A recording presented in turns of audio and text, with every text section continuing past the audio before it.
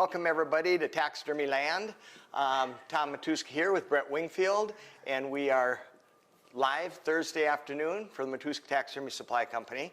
And those of you that have followed us for the last 6 months, it seems like, saw us take a wall pet, or just a wall mount, and change it into a wall pedestal. And we've gone over this every recap of every beginning of every session, why you'd want to do that. And it's just because we can. We have the talent. We're not afraid to alter things rather than order a new mannequin and spend time in shipping. Just do it. You know, you just have to, nothing will work the way you want it to work in this business, so you have to be able to adapt and overcome. Right. So you saw us take a regular wall mount, we changed it into a wall pedestal, we cut out some wedges, we turned it a little bit more, we put on one of the great XP Extreme Precision whitetail heads, which we are pretty happy with, and we, no matter if our form doesn't come with one, we put it on. We like them that much. And we showed you how to treat the back of the mannequin. We did the auto body putty, so we have something. We like to put either leather on the back, or we like to, we have those nice laser engraved things that we like, and those are very nice to do the back. We've had people, we told you how creative some people can be. We had somebody wanted something special on their Cape Buffalo, so we did the map of Africa and a Cape Buffalo on the back one time, and you can get pretty creative with the backs, the concave parts of both your pedestals and your wall pedestals. And like we told you the first time when you're making one of the first sessions, we altered one. We like to make a pedestal first, and when the pedestal symmetry looks good, we wasted a lot of foam doing that. Then we slice the back off so it fits onto the wall, which is helpful to me anyway. It is. You know, I'm sure anybody can do it. Backboard. Works good for me. So, in your absence, because you haven't been here for the whole week, and we have, we took this cape. I got to tell you too, I sewed this cape up today, and when you work with a nicely thinned and prepped cape, taxidermy is fun. And you did that, and I took that cape, and the eyes were beautifully thinned and split. The lip was beautifully thinned and split. I looked at those ears, and those ears looked twice as big as deer ears, only because you split them to the edges so well.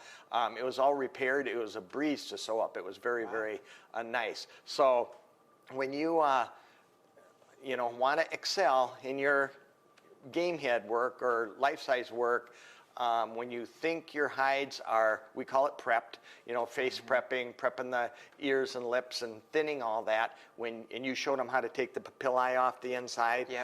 When you think it's good enough, go a little bit farther, and pretty soon you'll stop short of going too far. And working with a nice cape like that is just a pleasure to work with.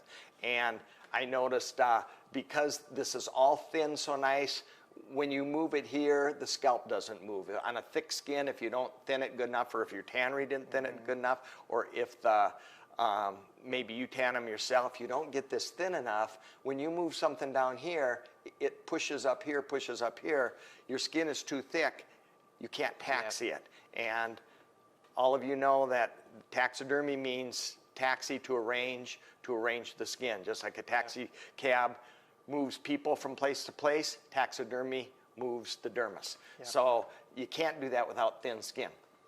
So, hey, can I show him this? Yeah, you like that, didn't you? I did. So this is something that Mandy brought back as a sample, and sometimes you're not very accepting of the samples. It takes a little bit. It takes a little bit, but was kind of messing around, and Tom had just mentioned thinning the leather, and this works a lot like a scythe knife, but lays nice and flat. It's got a very subtle concave to it, or convex to it, so it lays against your leather really nice, and it did really well. You just put it on a bat beam, didn't you? A little bat? Yeah. It's a straight razor, a straight edge razor blade, and this comes off, flips over. I've never seen you get too excited about new but tools this is before, nice. but you kind of It's actually Heavy duty. and heavy. We had talked about the scythe knife. This will go universal, left-handers and right-handed. And it accepts scythe knife blades, is that correct? Yeah, there's single edge razor blades. Yep. Yep. Same blade. So kind of cool. I like that very much. And like bases of the ears, a little further out around the eyes, we like to use a scalpel in close. This isn't for splitting and getting super close, but to make fast work of some of that, the base of the ears where you want to show some ear muscle and ear detail. But we they don't want want that that can to pull they? away. They're unavailable, I think. I bet Mandy will have them here tomorrow. I'll bet she have them really fast. But yeah, no, that was really cool. And when you mentioned fleshing, that came to mind. Okay, in your absence, we took the liberty of getting this deer. We sewed him up because you all should know how to sew, and most of you have probably sewn more deer than I have. This was a shortcut, but it was the longest shortcut I've ever seen. The incision on the back of that deer stopped just short of the hanger.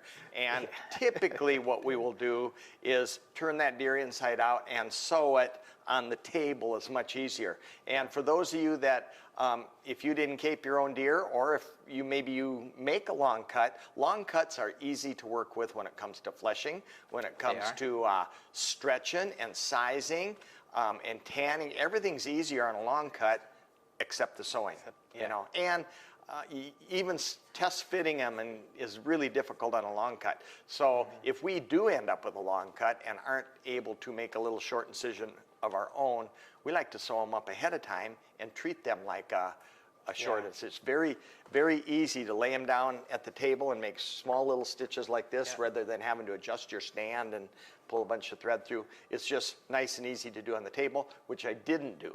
And so I ended up spending a large portion of the day sewing up the back of a deer head. Good job, Brett, you just sold one. Oh, no, sorry. You might have to have this one. Pre-order is taken now. That's funny. Okay, so what we did, you saw last week you modeled an ear for them, correct? Yes. Yeah. And we used the 200 WTs. We did. Yep. Which is the fabric ear liner. Yep, that you cast from a real deer. Yes, we did. Cartilage. Yes, we did. And took that, modeled it in critter clay, do both of your ears. Once they start to set up a little bit, we coat them with your favorite hide glue. Doesn't matter to me if it's Pro 1, if it's Dermagrip, they work good. Latex caulk will work good. Just a good hide glue. Now what that does is it bonds that ear liner to the ear butt, which is made of clay.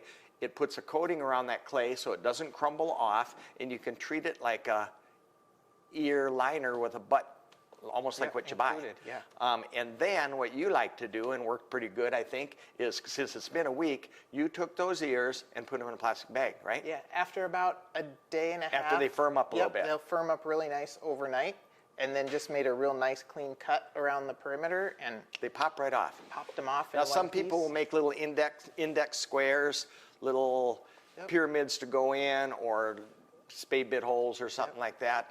You can do that if you want to, but those ears, as well as most of the fabric ears that are buttless and have that little auricle going down, index into the XP heads. Yes, they do. And you will see Very where they nicely. go, no matter whether it's an ears forward or an ears back. So all you have to do is hold your ear in place until the clay can hold it and build your ear butt around there. Yep. It's really very a nice system. It really is. The way the guys have got the XP ear butt configuration, all of your muscle ties are given to you, so you know where they stop, you know where they start, and all you have to do is span the gap in between. It works really nice. And when you cut around the perimeter and take the ear butt off, you already have an index that's unique, so it kind of has to go back in one place. Sure. So they've already allowed for that. Hard to mess up. Hard to. Hard to. Not impossible to, but hard to. Can be done.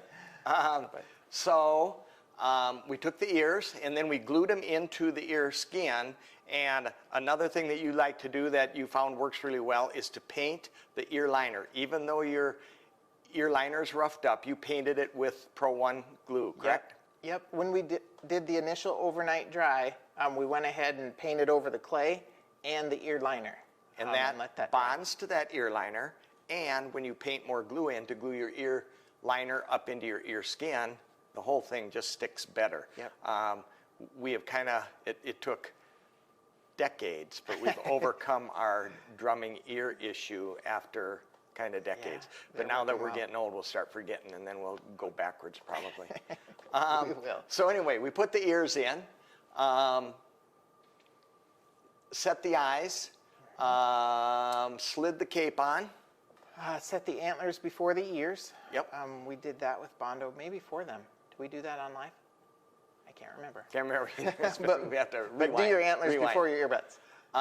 Anyway, if you have a tube cut, you'll know that you have to take your antlers off, slide your skin on, put your antlers back on. Another thing that things go wrong, and we should never tell you because you guys think we know what we're doing, but we got to discussing, we showed you on one of the wall pedestals that we did, because we had two going here, putting a rod in the neck. Oh, yeah. And we had discussion, and Brett said, did you put a rod in that neck? And no, did you put a rod in that neck? And discovered we didn't put a rod in the neck. So we were able to slide the skin up to about here, and with the drill, screwed in a ready rod from the bridge of his nose all the way down into his shoulders. So we don't have to worry about moving him around and that snapping off. So anytime you have a thinner necked animal, there's not a lot of foam holding this to this, put a rod in it. And there's a lot of different ways to do that. And we had altered this and made several cuts and put on a change-out head, so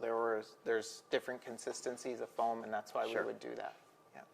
And so as we proceed here, this deer has a lot of glue. A lot of glue in his head to slide everything on, a lot of glue in his neck. So you really want to work all of that glue out to a very, very thin sheet of glue. You don't want a big puddles of glue. So as you're working on your deer, I can feel a pretty good pocket right here. So I just want to make sure that I get that dispersed really nice and even. And if you get too much glue in there and you're pushing with your thumbs, you're actually going to get big old thumb holes in there. So be careful of that. But do get your glue all displaced. Use your fingers to follow the contour and all the muscling. Now I have a nice valley here. I can run my thumb, and I can feel all that glue going down. And then I'll just spread it out like this, and I can define all those muscles and get it looking really nice. The next thing, we only set one eye, and we'll set another eye for you today. Everything in this is just roughed in. We just kind of got him sewn up, and we were a little bit rushed today, so we wanted to be able to show you things. So we set one eye, we'll set the other eye, did the nose and the ears. I'll show you what we'll do on the nose now. This is a replacement whitetail nose. Yeah, question? No. Oh.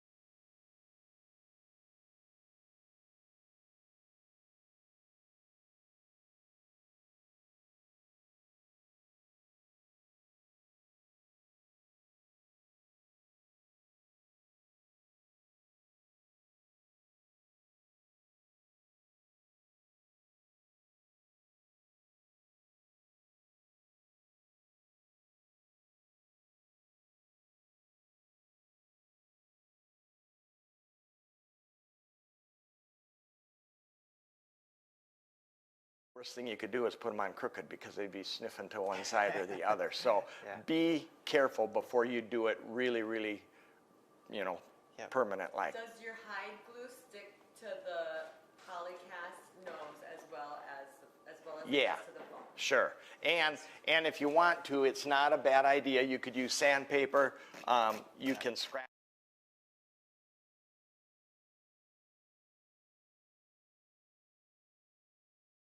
A nice surface to adhere to, so I like to rough them up pretty good there. You're not going to hurt the details. Stay out of the interior, but you're not going to hurt that.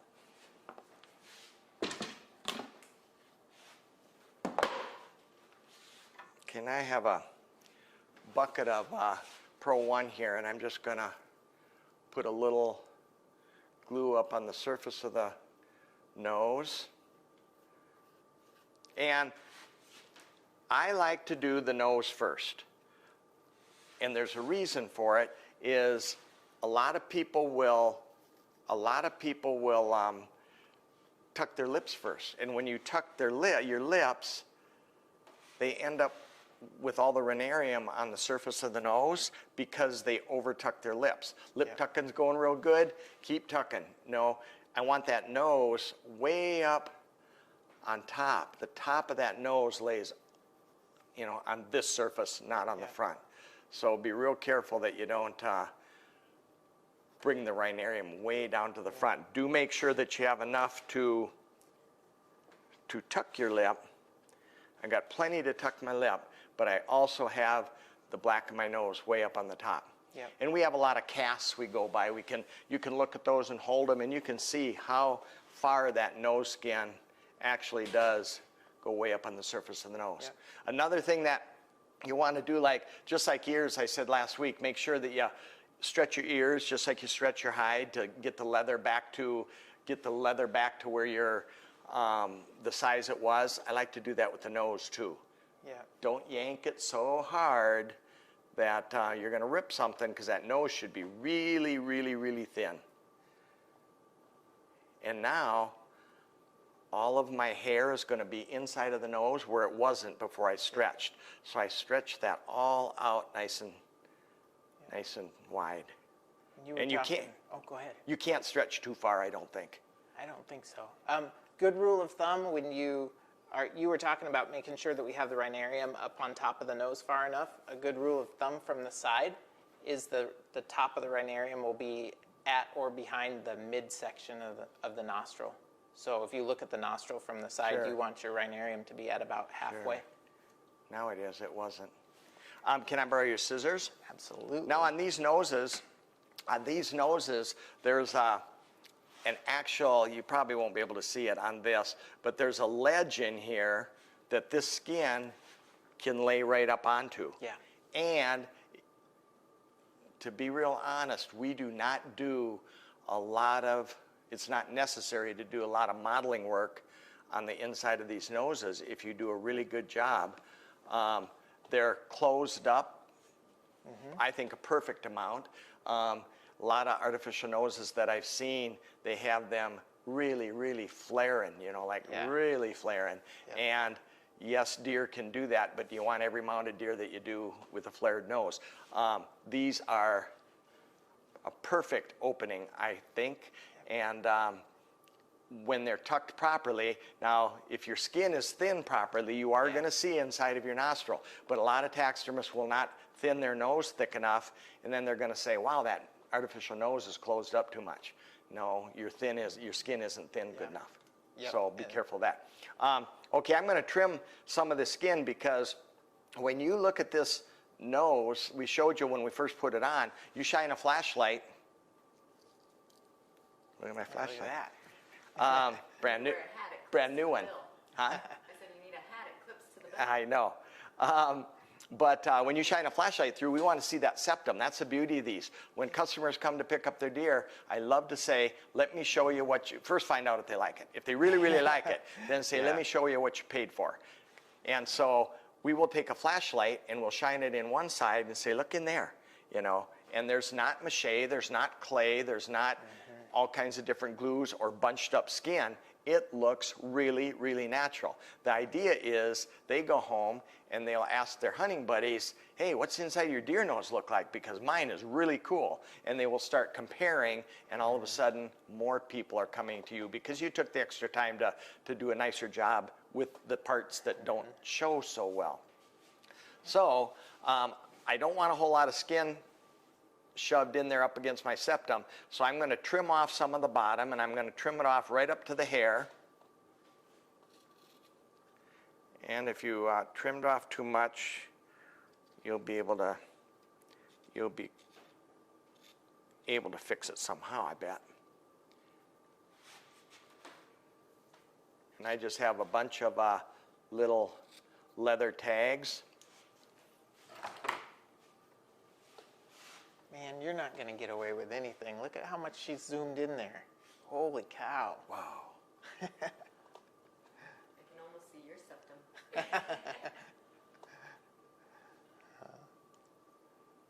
Has anybody been commenting on all of your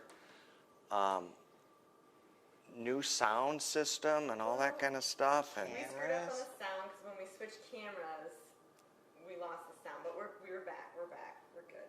But we're still learning. But the picture's good, right? Sounds good when it's on.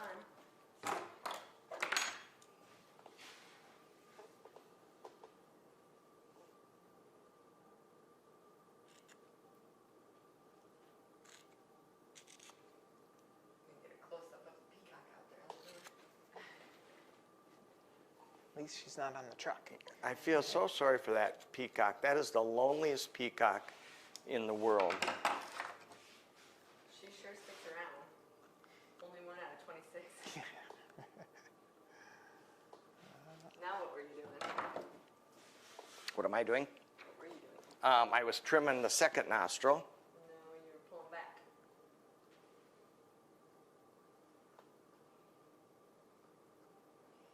Now, some of you might put clay on your end of your nose, and we have done that often on the surface of our nose.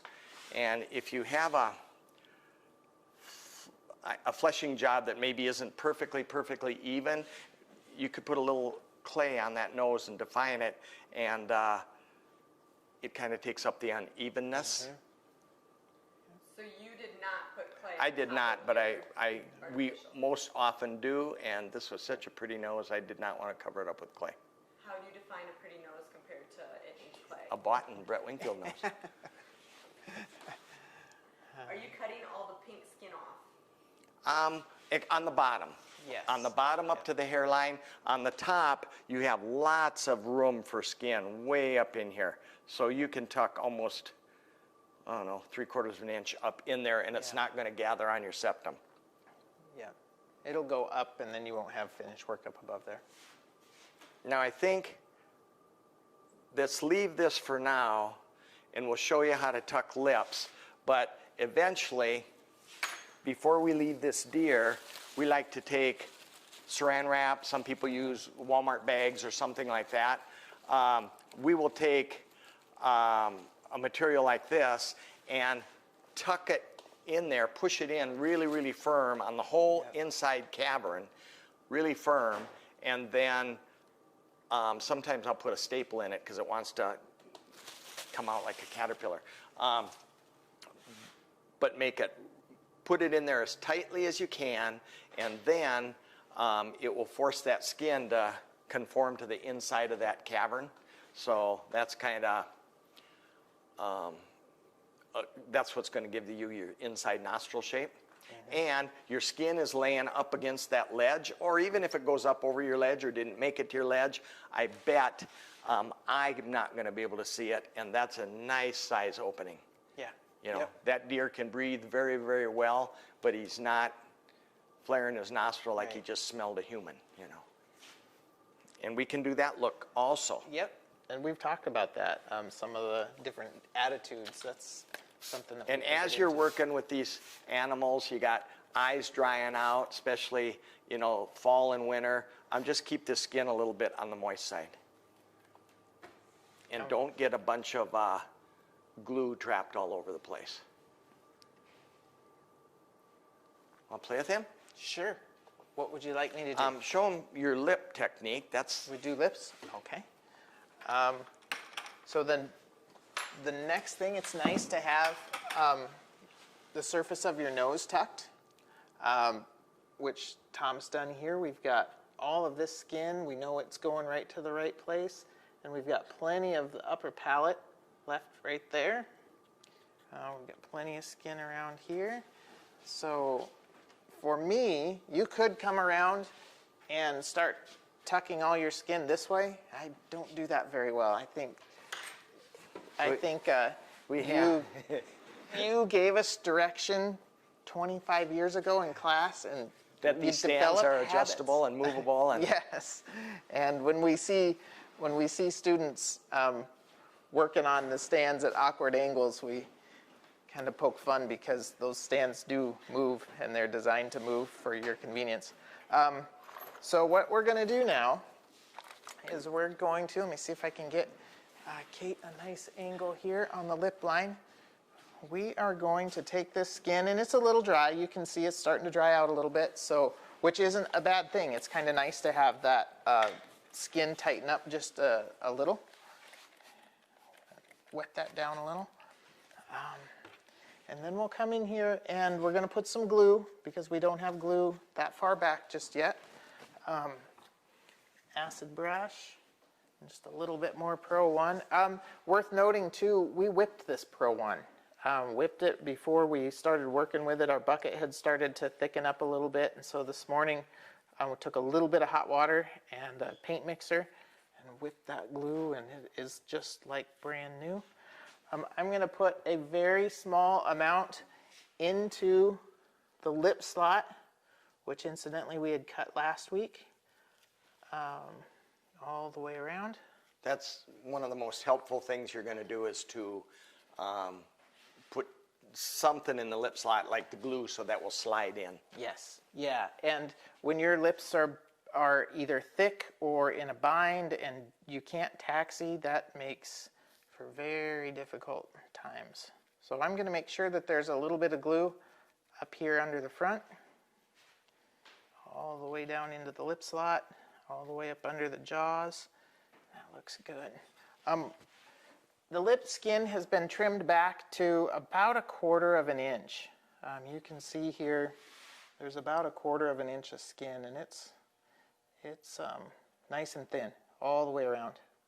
So the first thing we'll do is we'll find the known points, the points that which we know are going to index to the mannequin, and that is the front of the nose. We can identify the center of the rhinarium, and that has to go to the center of the lip line. And then we also have the back corner, which it's a little bit harder to define, but you can see it in the hair pattern right here. You notice where that little swirl is, and see how far below the lip line?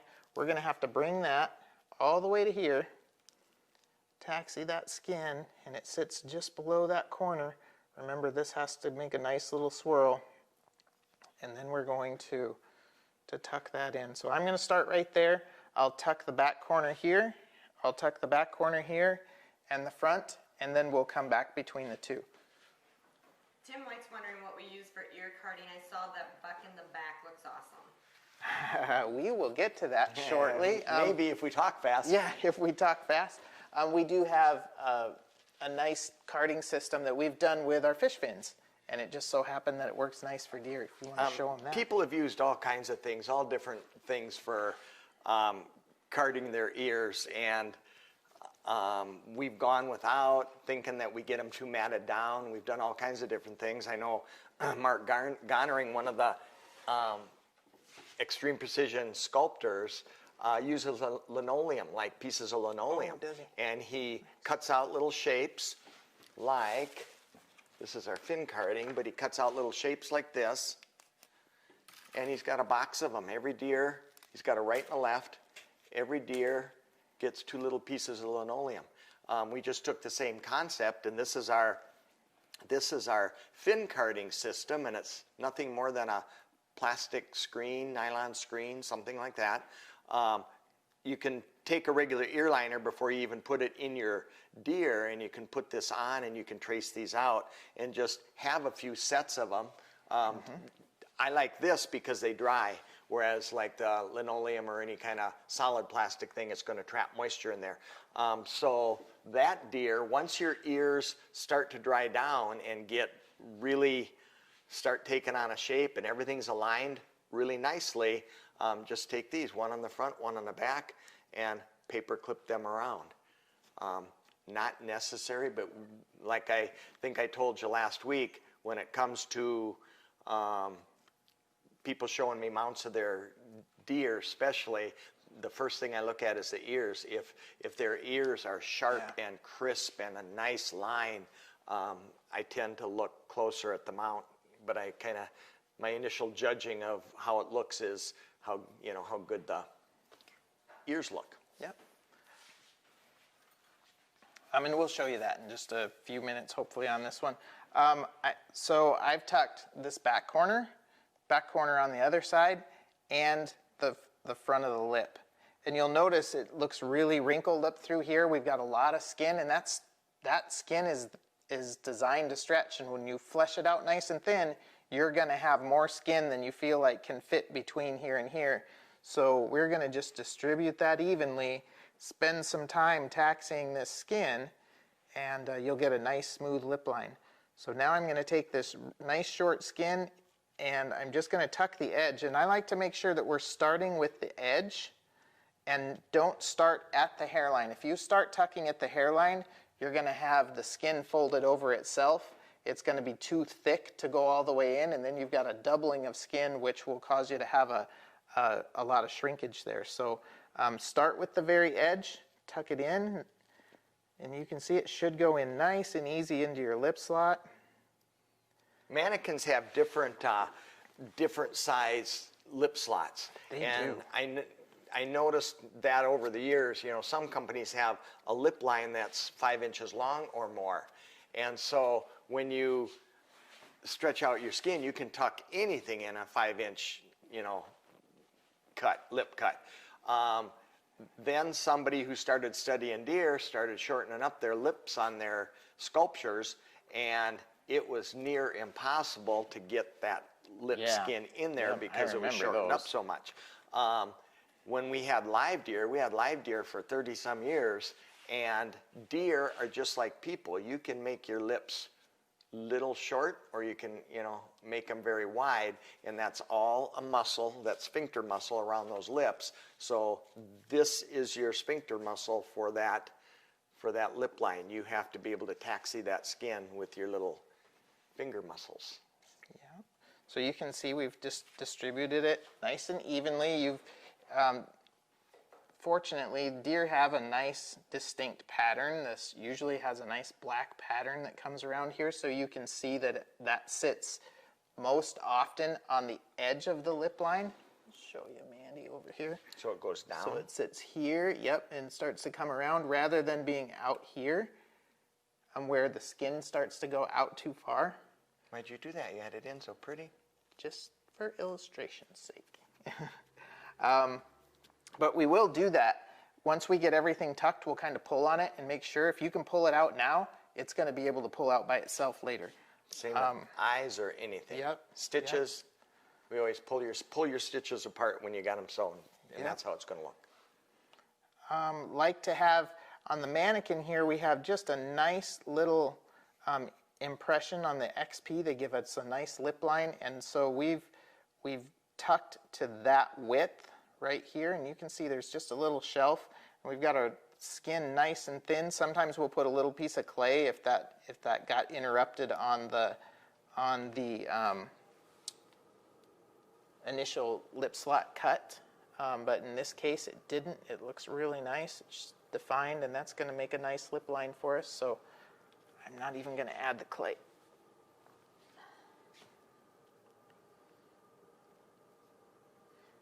I'm going to bring that right to the very front. Again, we've got the back corner, and now we're going to start with the known. I'm going to flip that over and make sure I'm tucking from the leading edge of the tuck skin. That's a good lesson in a lot of phases of taxidermy. There's knowns and unknowns. So you know that the front of that lip goes to the front of the mannequin. You know the back corners do.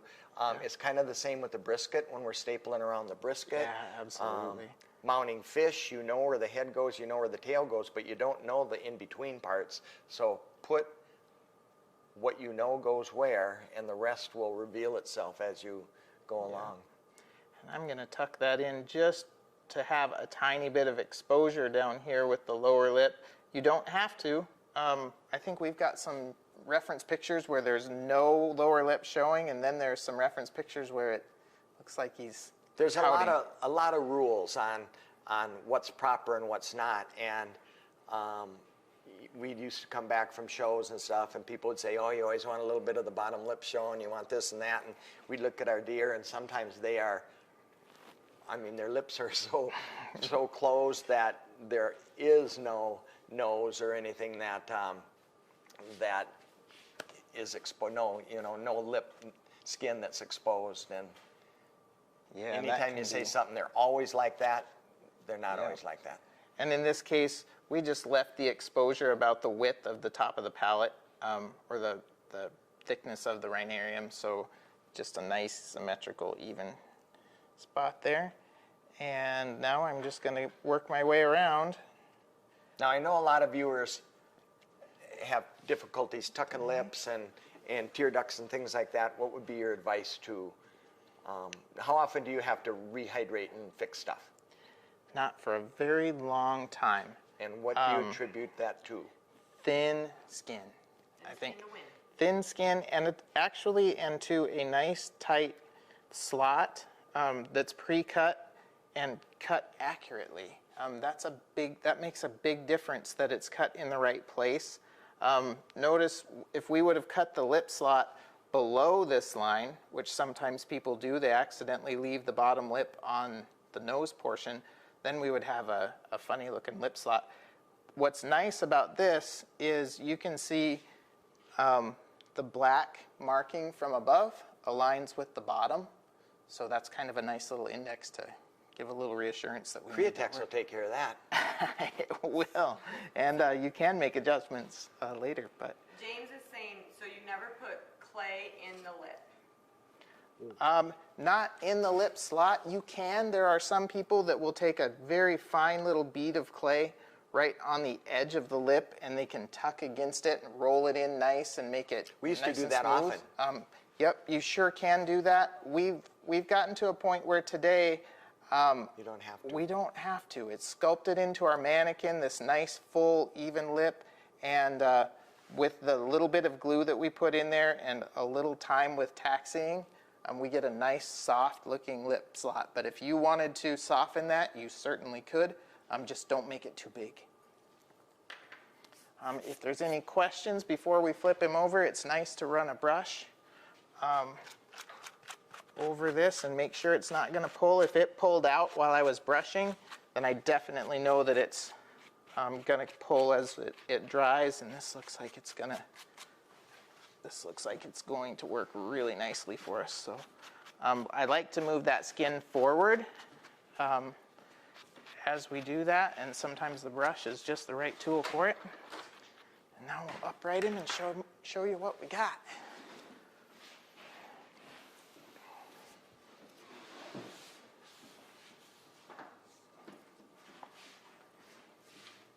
Is he looking deary? James meant the bottom front, so you never put clay in the bottom front.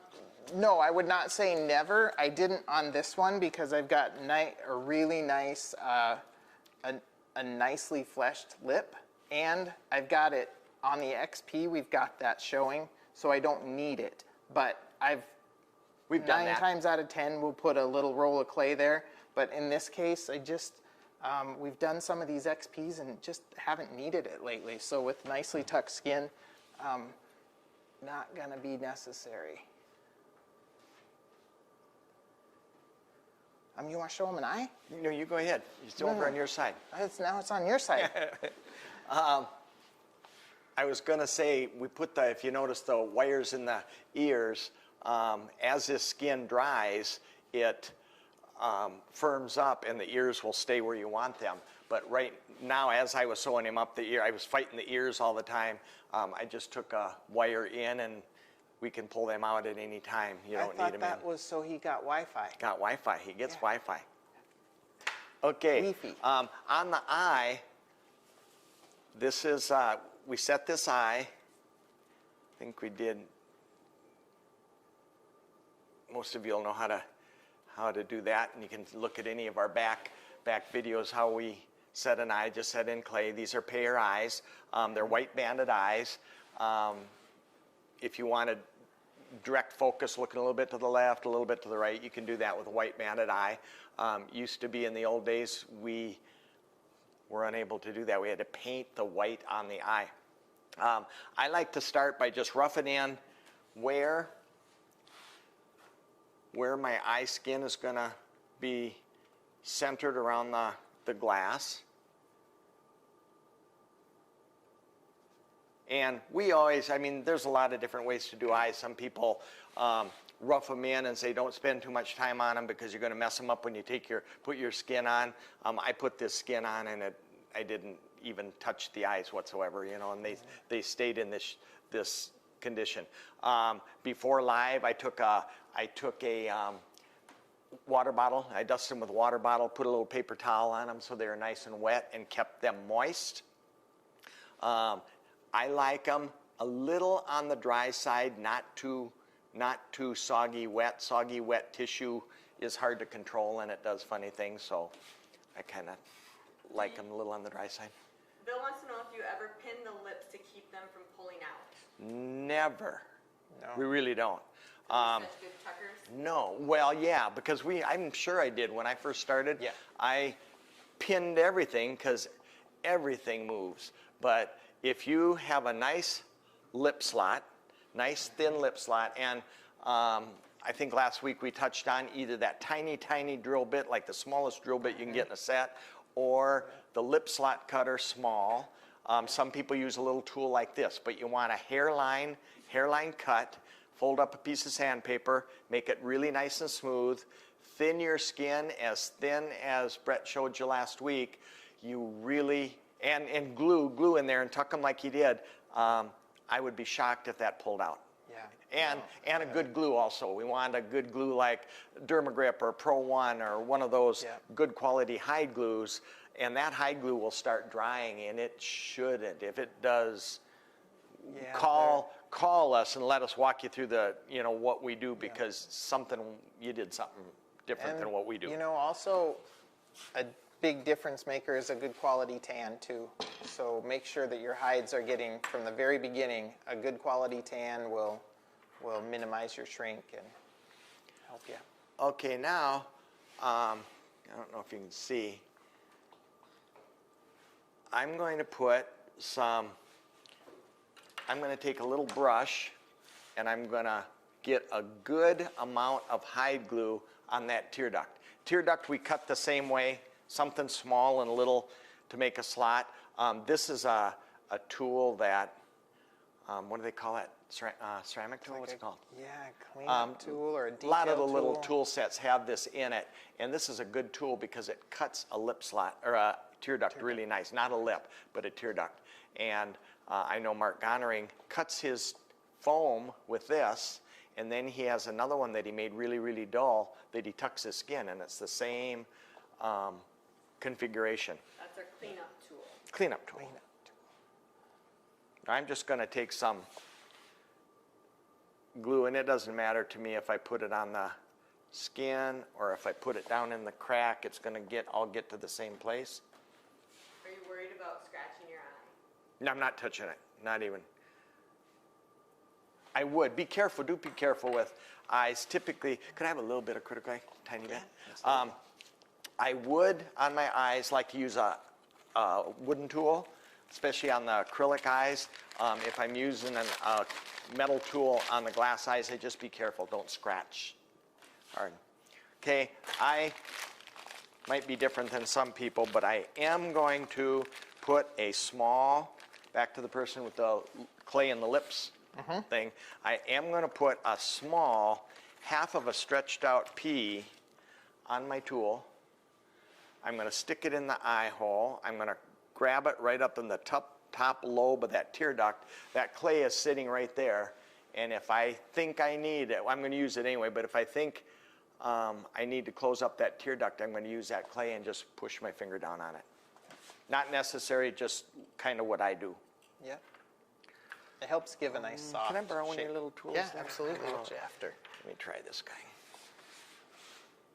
John Stewart's asking if we offer tanning services. We do not. Let me answer that for you. Tanneries are, there's a lot of good tanneries out there, but I would not want to run a tannery. Oh my gosh, no. We do plenty of tanning ourselves. We teach tanning. We go through all of the process in class. But we send ours off. Now, when I try to describe to somebody tucking, whether it's lips or whether it's tear ducts, don't ram this in. Instead, coax it into place. And you're going to coax that skin down into that cut. Don't punch. Hey, where'd I go? Oh my gosh, the camera's getting all shaky. Well, I keep getting close-ups of your face because you keep going right in front. Okay, so to establish a spot to start from, I like to tuck that lacrimal crease right there. Then, there's different ways to tuck the eye. You can separate that clay from the glass with a tool. If your clay is nice and soft, and here's where you wouldn't want to scratch it. If your clay is nice and soft, which mine is still soft, I can put that skin up against the glass, and I can actually tuck that skin right down into that soft clay. So when you say tuck into the soft clay, where exactly are you putting that skin? You might have to draw them a picture. The skin is going, okay, I have the clay under the eye, and I'm tucking the skin between the clay and the glass. Yep. Okay, I'm going to have to move over here. I don't know if you can do that.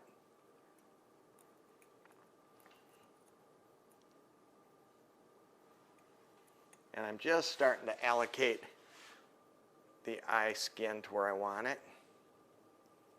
Now see, all this skin from the ear wants to come forward too, so I have to Don't tuck your adjust ears that. into the eyes.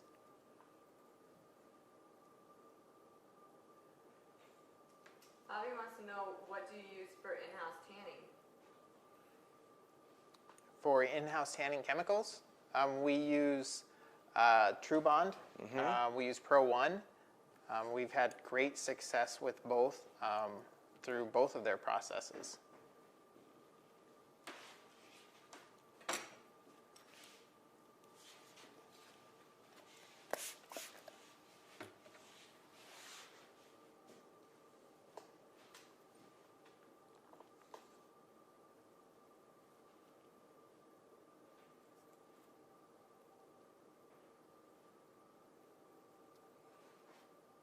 Now I like to, after I have my skin allocated and tucked, I like to use a brush, and these angular shaders work real well. That's another good one.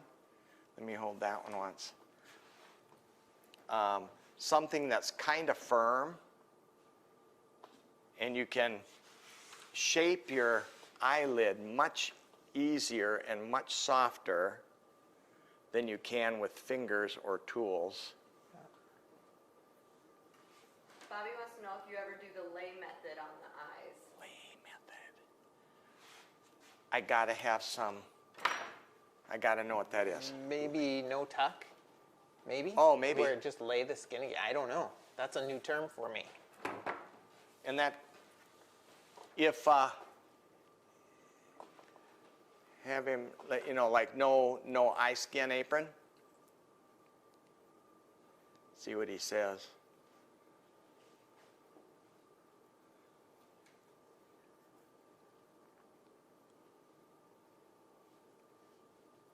Now, I don't like to use a lot of water on my eyes when I'm setting the clay because it makes a slurry, but I will like to, I like to clean it up now. And that is, back to those eyes, that is something that a lot of people, you don't need to use that eye skin. There's some really proficient taxidermists out there that cut that eye apron off.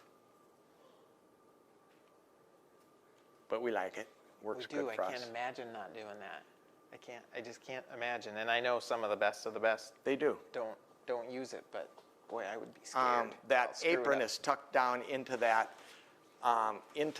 clay, and it's not going to move on you.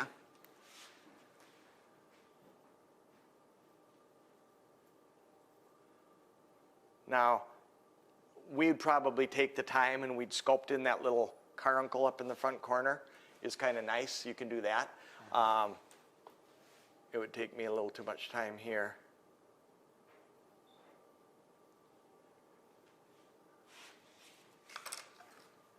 And then we are constantly brushing and petting and grooming as we go. This is the most important part of the animal right here. So you continually want to, you know, work. Wet all the way to dry? Let me go back to how we treat this skin that we never touched on. One thing is we like to wash them before we mount them. Yes. And so we wash the skin, and we have our shampoo that we carry that we think works really, really well. Not too much, don't over soap them. Wash them good. We take them out of the wash, we put them in a water with a little bit of salt and bactericide, and we rinse them really good. Rinse them a couple times to make sure that all the soap is out, because soap will leave residue in your hair, just like people's hair. Then we like to spin them out in the wash machine. We got an old wash machine here that all it does is spin water. Doesn't even have water hooked up to it, but it empties water into the drain. We do that. That makes our hair semi-dry. We'll spin them a couple cycles. Makes our hair semi-dry, and then by the time we're mounting them, this deer is dry to the touch, but the leather is very dampish and taxiable. You know, so that's how we, when you said wet to dry. Bobby's came back with this question. So do you ever do the lay method on the eyes? And he said yes, no inner lid. Yeah, we used to do that all the time. That's how I was taught to do it. Not wrong or right, and it's a trick to split that eyelid good enough, you know, so it's split all the way. But once you do it, it locks that eye in place, I guess, is why we do that. And Matthew's wondering, competition question, even though reference shows both bottom lip exposed and not exposed, does it help to have a little lip exposed? Thanks. It shouldn't, but it probably does. I mean, people like to see stuff. People like to see how good you are, how good's your color, you know, how good's this and that. Yeah, you know. how nice and full, fleshy. I would say if you're really good at your finish work, that'd be a great place to leave it out, show the judge what you know. And if you're not good at finish work, you might overtuck it, and I don't think he can count you off. But we like to leave just a little lower lip exposed. The people that do more stuff probably get a little more credit. And we'll show you when we do finish work, even though this doesn't have clay over it, we will rebuild that lower lip in the finishing process and show you how to make it nice and full and fleshy.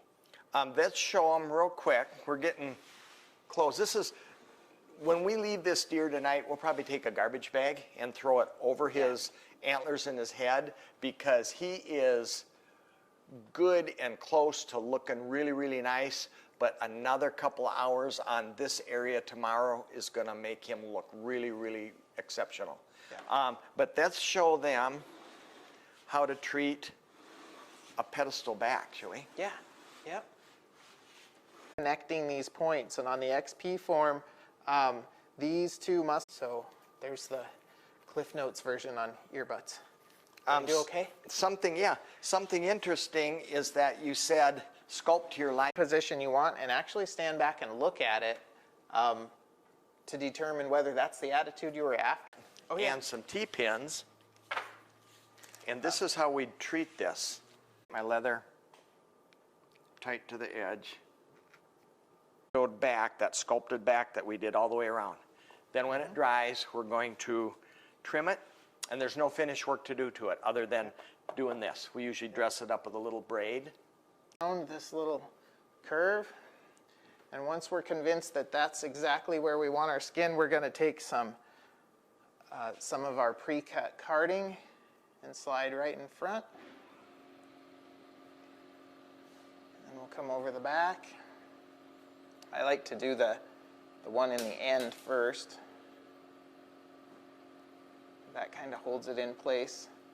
and then we'll just run around the edge with some jumbo paper clips. The nice thing about the paper clips is these paper clips have a little ribbing on them so they don't pop off. And it's nice to give your paper clip just a little bit of contour because this ear turns. So You never bent showed this me just that. a little bit. I think I might have, but I didn't. Something from you. I like to tell people, especially when we're, training people. like that. Everybody is worried about the next year, the next year, the next year. They got one thawing out in the on the floor, a deer cape, and they got a couple forms laying there, and they're putting antlers on it, and they're trying to get some kind of a,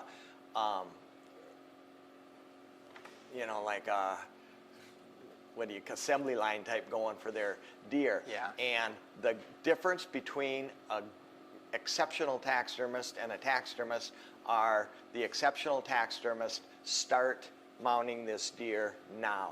After Yes. he's sewn up, after the lips are tucked, after the nose and eyes are tucked, now is the time to begin, not quit on this deer.